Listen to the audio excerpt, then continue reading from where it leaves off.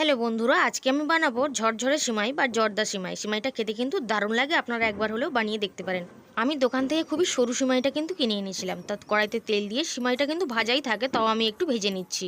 আপনারা ঘি দিয়েও কিন্তু ভেজে নিতে পারেন। আর সিমাইটা ভাজবার সময় উনানের জালটা একদম হালকা দিতে হবে। সিমাইটা ভেজে তুলে নিয়েছি, দুটো এলাচকে ফাটিয়ে দিয়ে দিলাম, দুটো তেজপাতাকে দিয়ে দিলাম, দিয়ে একটু ভাজা করে নিয়েছি। কিছু কাজু এবং কিশমিশকেও একটু ভাজা করে নিলাম।